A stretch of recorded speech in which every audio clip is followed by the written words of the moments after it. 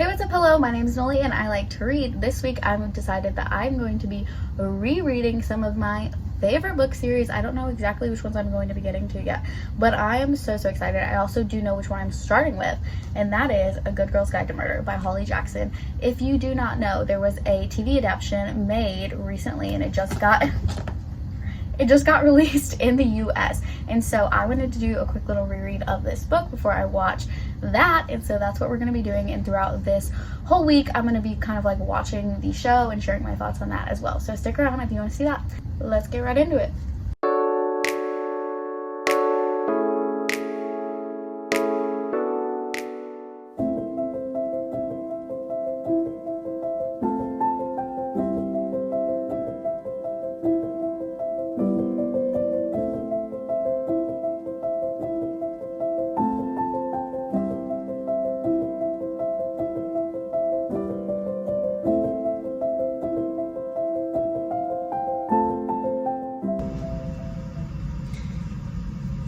I'm like this far in now, and I forgot that something that happens in this book happens in this book. Like, I thought it happened in like second book, and I'm so sad. It hurts. I was not emotionally, mentally, anything prepared. Not that you can prepare yourself anyways, but like, ow. Okay, everyone, let's talk about our thoughts and our feelings, specifically about this book right here, and specifically about the TV adaptation that they made. Little recap about this book. I really enjoyed it. I liked it even more the second time that I read it. I'm just so in love with these characters. It did feel like more juvenile, I feel like, the second time that I read it, but not in a bad way. I still really enjoyed it. Would definitely recommend this series. Yeah, first time I read it, I think I gave it like a 4-star. This time I definitely give it a 5-star. I was just so obsessed, so in love. I felt even more of Pip and Ravi's connection and chemistry this time around, and so I absolutely loved that. As far as the TV adaptation, I've only watched the first 2 episodes. I'm taking it slow, trying to like digest it. I also want to like stretch it out. A few things that I really like about it. I do really still like the casting. I do think that's just like they're perfect for Pip and Ravi. And I also think that the chemistry between like Pip and Ravi, like you can like see it a lot in the show, and I really like that. As far as the things that they're changing for like the plot and stuff like that, and I don't want to give any spoilers or anything like that, but there are things that are changing. I'm not like obsessed, but I also am like, okay, did I do this to myself because I reread the book so close to watching the TV show that now I'm just kind of like nitpicking all the details that they're changing or whole plot lines that they're changing or anything like that.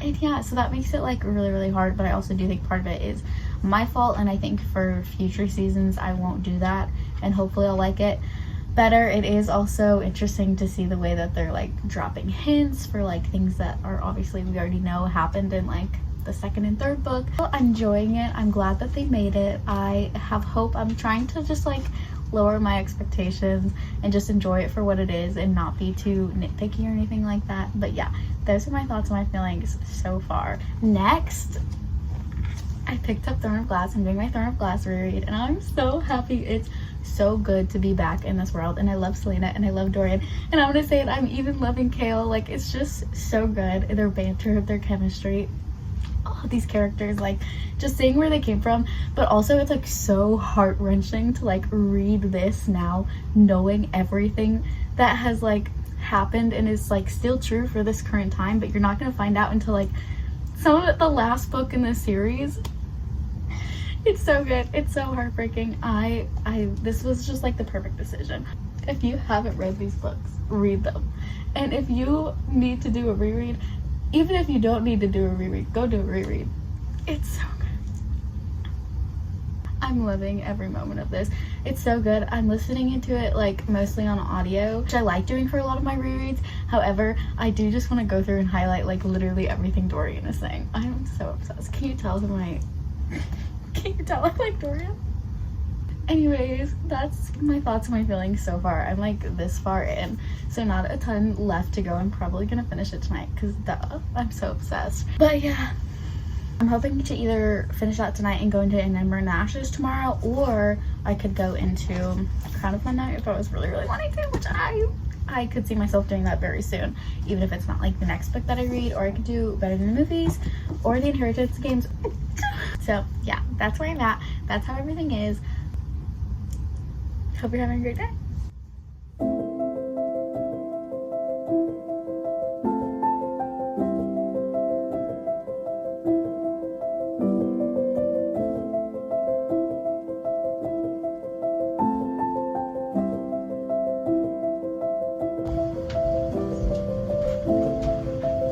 I did not expect to cry during this reread.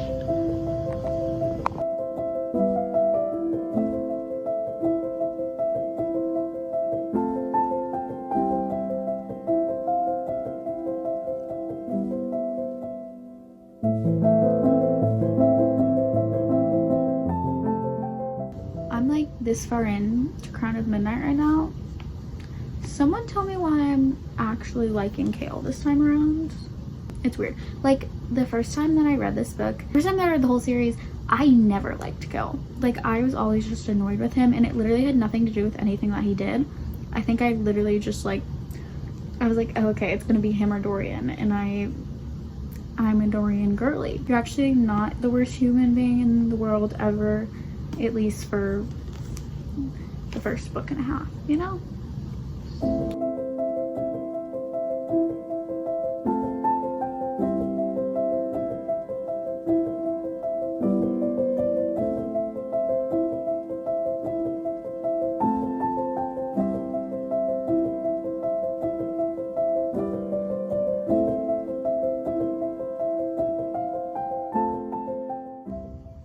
Hello, it's been a few days now. I'm not quite sure the last time that I updated, but I think it was when I was in the middle of Crown of Midnight, so that's where I'm gonna pick up. So I have since finished Crown of Midnight, and then I started Heir of Fire. I'm about halfway through now, and it's actually crazy how like emotional this reread is having me. I think I've cried for every single book so far, which I don't even know. I don't think I cried until I read The Assassin's Blade for the first series, and then again in Kingdom of Ash. So it's wild that literally every single book is making me cry this time. I think I was originally planning on going into Third Glass, Crown of Midnight, then Assassin's Blade, but then I re-looked up the reading order and it said to do it in Third Glass, Crown of Midnight, Heir of Fire, and then the Assassin's Blade. So that's what I'm doing now. I'm very happy with it because I was so ready to go into Heir of Fire after the end of this. And yeah, I'm trying to keep this like spoiler free, so I don't want to like talk too much, but it's so hard because I love everything that's happening in this book, and it's so good. And just like the relationship that's being formed, I forgot how good it was, and also like just different aspects of that relationship. Maybe I'll do a spoiler section at the end of this though, because there's like one thing that happens in this book that I just feel the need to talk about because it bothered me the first time that I read it, and now it's bothering me again. And I don't know, it's just like the formation of certain relationships, not probably the one that you're immediately thinking of, that happens in this book. It just happens like so quick, and then it's like all of a sudden like they're like the most important person in their life, and I'm like, I just I don't know, but still loving it, still enjoying it. I'm hopefully gonna finish Heir of Fire today, and then I'm also doing some bookish things. I went to Target today, so hopefully I'll pick up a book or two there, and then I also have some books coming in the mail. I might do a little mini book haul with you, even though I'm probably gonna save them and they'll make another appearance in another like collective book haul, probably coming later, maybe early September. I don't know, we'll see. I haven't decided yet. That's our plan for today: reading and getting books. What's better than that? Just wanted to pop in, give you a quick little update, and that is where we're at.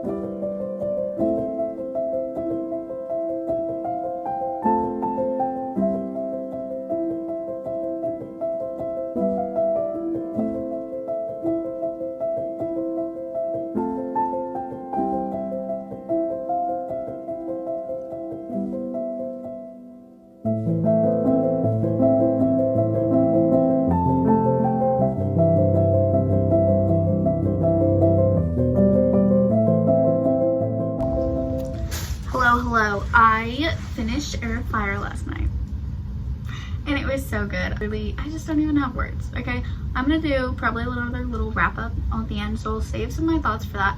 But oh my gosh, it's so good. I'm so in love. Everything, I love it. I'm so glad to be back in that series, and I'm so glad I'm doing this. However, I'm hoping to get this video up in like 2 days. So today's Sunday, and I'm hoping to start an Ember in the Ashes today. It's like a shorter fantasy, and I have already read it, and so I feel like I could get through it definitely by tomorrow night, and then hopefully just throw it in and start editing that so that I get posted on Tuesday. I'm very excited. Again, I have been wanting to get back into this series for so long. I haven't read it since I was in high school, and it is one of my absolute favorite series of all time. This is an Ember in the Ashes by Sabatir. You are following Leia, who is a slave, and then Elias, who is a soldier, and there's Jin in this world. What else is even happening in this book? I don't even remember. I remember a lot of like the overarching story of like what happens at the end of this series, but I don't really honestly remember a lot that happens in this book specifically. Like I remember, actually, that's a lie. I remember a lot, like very vividly, the beginning of this book, but then like everything that happens later on, I'm like, I have no clue. I love it so much. It's gonna be so nostalgic. A lot of the books that I rated 5 stars when I was younger, I get like nervous to reread because I'm like, oh, what if it doesn't hold up? This is one like I'm not even nervous. I'm not even nervous about it because I just know that it's so good and I love it and I can't wait to reread it. And that is where we are at. So.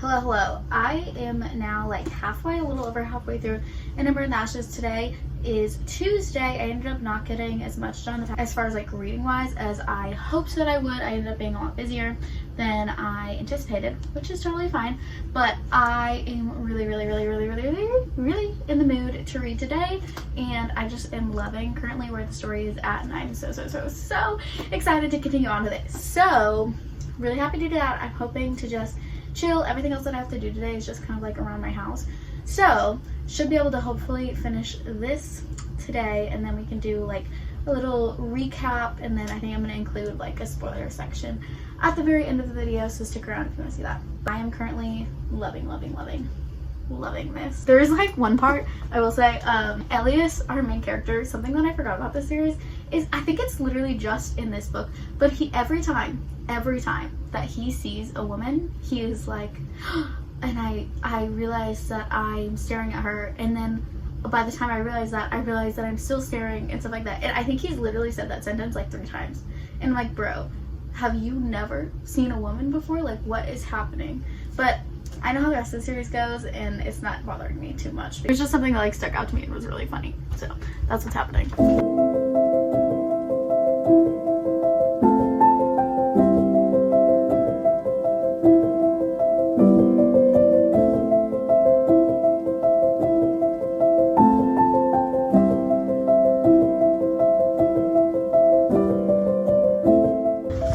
Hello, we have now finished 5 rereads in this video.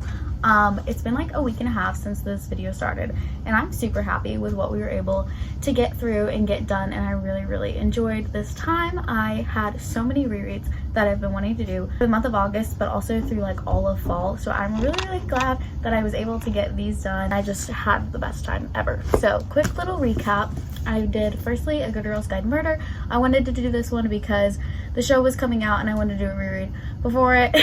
In hindsight, that really wasn't the best idea because then I was just super duper nitpicky for everything that happened in the show, but that's okay. Learned my lesson, won't be doing that again. I'm still glad I did the reread because I just, like, the first time I read this, I remember really enjoying it and really enjoying the plot, but I didn't really feel Pip and Robbie's connection until like the later books. Upon the reread though, I was like able to see it and I really enjoyed that part of it, so that was really good. Still really enjoyed like the plot and everything that happened. I remembered most everything that happened, but it was still a good time and I loved it, and it made it like a very like quick easy read for me. Then I picked up Throne of Glass, Prime of Midnight, and Heir of Fire. I did the first 3 books for my the Run of Glass reread, and I'm so happy. I love this world and I love these characters, and it is just all so fantastic. As far as the first book, I feel like I already talked a lot about my feelings, but I just loved it, and it was just like everything that I needed. It felt like home, being back in this world and just like seeing all these characters again and like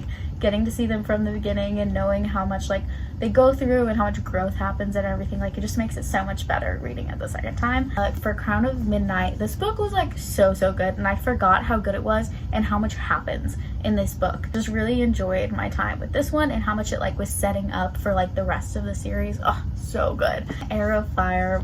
Ugh, this one, it breaks you, puts you back together. It's everything you want, it's everything you need. The first time I read it, I remember being so frustrated because there are so many different points of views that happen in this book, and I was like so overwhelmed, so many new characters happening. I was like, what is happening? And this time, just like knowing all the characters going into it is just so much better. Like I loved it, I enjoyed it so much.